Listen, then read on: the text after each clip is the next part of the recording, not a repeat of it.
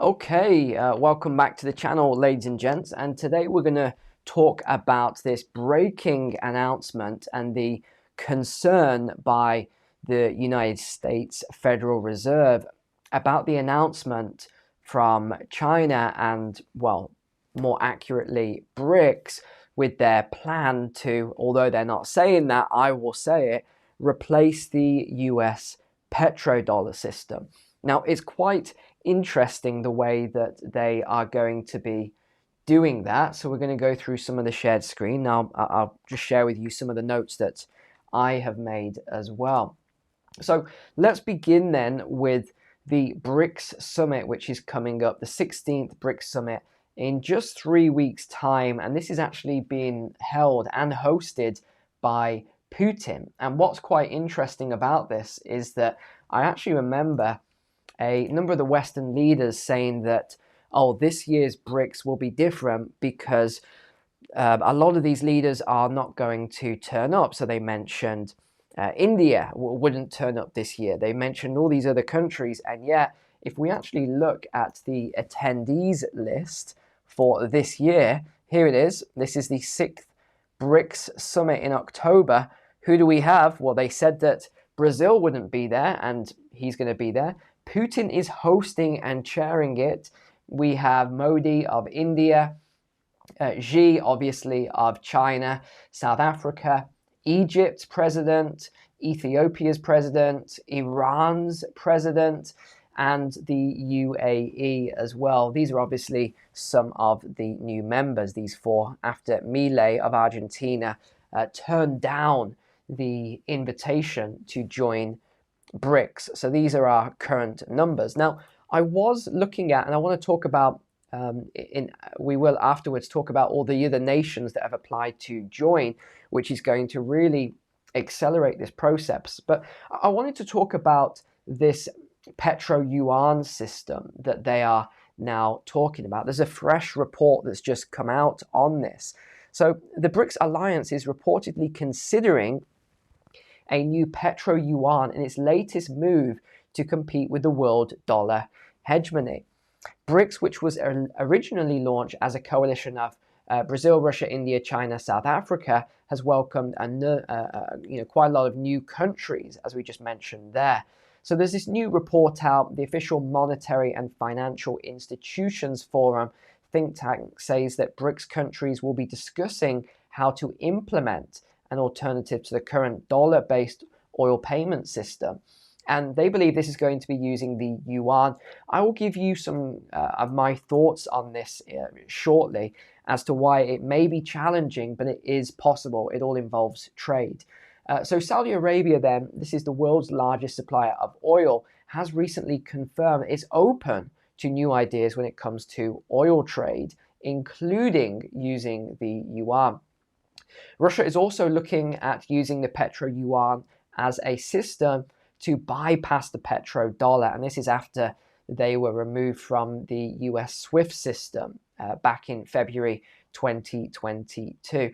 So the OMFIF says fully implementing a Petro Yuan system would in theory be difficult for countries to operate. It doesn't mean it's impossible, but it would be difficult initially. As for the political implications of ditching the dollar for oil trade, the Saudi Minister of Industry and Mineral Resources recently said the country was not interested in mixing politics with commerce. In other words, they are not interested in getting into back and forth with the US and BRICS. They are really just looking for the best deal for themselves, i.e. their commerce. The Petro Yuan is not substantial to the ministry. We believe Saudi Arabia will do what's in the best interest, but I think Saudi will always try new things and is open to new ideas. We try not to mix politics with commerce. BRICS has been working on its own currency to facilitate trade between themselves, with some reports suggesting it will be backed by gold. We're going to talk a lot about gold later in the video here. But even out of the Financial Times, then, China's World Bank gives backing to a wave of new bonds. The Asian Infrastructure Investment Bank will provide guarantees and support for developing nations' panda bonds, and they give a couple of examples here. This is Beijing's answer to the World Bank and is giving its backing to what it believes will be a wave of renminbi bonds issued by developing nations wanting to tap Chinese investors. Last year, it was Egypt that used a guarantee from the bank covering principal and interest to issue on the mainland Chinese market. They said the bank planned to offer further guarantees or advice on such lending as it tries to foster the development of this new market and encourage funding for high quality projects in developing nations. Now, this was a chart out of Visual Capitalist where it showed between 2010 and 2023 the share of China's cross-border payments. What do you notice here? It crossed over at some point in 2023. So it's now 53% in Chinese and only 42.8% in US. So it's actually overtaken now for the first time. And we also have all these nations that want to join BRICS there and ditch the US dollar. So 54 nations now. 54. It's absolutely unbelievable how many want to now join. So who are they? Well, this article is a year old, and this talked about 40 nations because they don't actually advertise who it is. So Iran, Saudi, UAE, we know these joined, as well as Egypt. Argentina declined, but this was last year. It was Algeria, Bolivia, Indonesia, Ethiopia, Cuba, DRC, Comoros, Gabon, Kazakhstan. They all wanted to join, and they were vocal about it last time. We've also now had official notification from Turkey, which is a NATO member, which is going to be interesting. We also have Venezuela, Nigeria, Malaysia, and Thailand. So we've got some powerhouses here also showing their interest to join the alliance. Syria has also just applied as well. These are all official. And then let's talk a little bit about, in fact, before we talk about gold, we'll talk about gold in a second then. I did want to just go over a few notes that I had with this new system. Here we go then. I think we're going to see maybe 2 or 3 major announcements at this BRICS conference.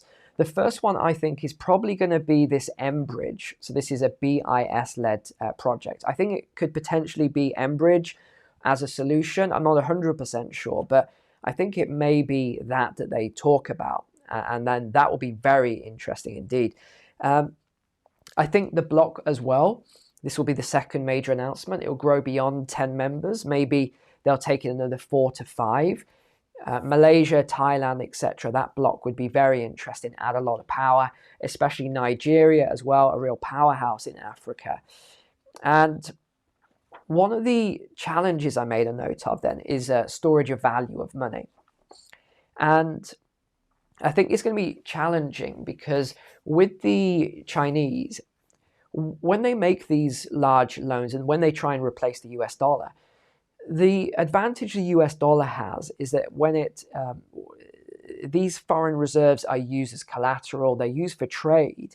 So there's always trade going around. It's always being used.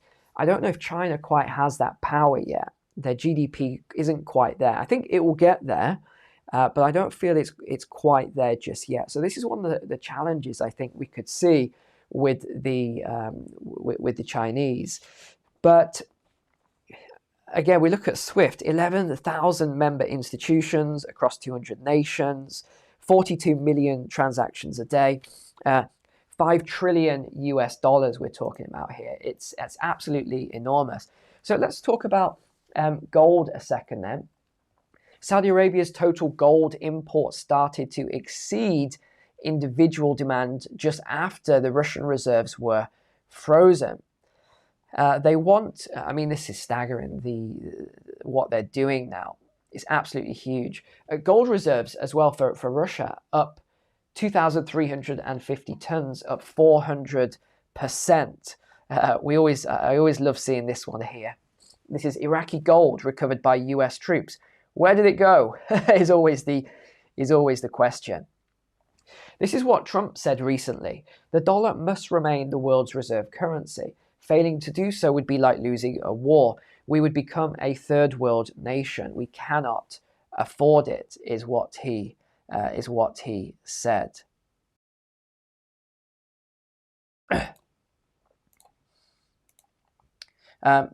We also have, this was also on Saudi US Treasury holdings dropping quite dramatically as well. So they're starting to buy up a lot more gold. If we look at the World Gold Council, which is the sort of website we go to for gold reserves, what we can see here, and this is on a quarterly basis, I was going to talk about this last week, but there just wasn't time. Poland has just done a massive increase in the last quarter. They're actually holding more reserves now than the United Kingdom. India as well. Turkey also increased. A few countries decreased, which you would expect when others are increasing. Germany decreased, which was surprising, very surprising, especially with their challenges. But you can see the gold holdings, and this is quite interesting. Canada, according to the Gold Council, holds 0 tons, and it sort of fluctuates a little bit. Canada, if you look on the central bank website, they say that they are reliant upon the US. Good luck with that when the US loses its reserve currency status. That's when you'd want to get out of Canada, when they're relying on bonds and not gold. But you can see as you go through all the different rankings who is holding the most. And if we look annually, China added the most this year. Also Poland, Singapore, Libya, quite heavily. And what we're seeing at the moment everywhere is gold is just flying off the shelves. Even at Costco, this article just came out. Why? Well, let's look at the prices. What tends to happen is rather than people buying assets when they're cheap and selling them when they're high, what tends to happen is the opposite. So gold is at this all-time high, massive, even if we go back 5 years here, we can see on the charts, just look at the run-up since sort of October 2022, just a huge run from the sort of 1600 range up to the 2600 range. Now, huge, even if we price it in GBP here, over £2,000 now, 33% increase on the year. So we're seeing a lot of movement, ladies and gents, in the world economy at the moment. BRICS are making their move. We're going to see a lot more of this later in the month. I'll, of course, cover the conference, but I think they're going to be the 3 main takeaways from the conference. But, of course, I will keep you updated on everything. Thank you so much for being a subscriber here. Take care. God bless you, and I'll see you tomorrow.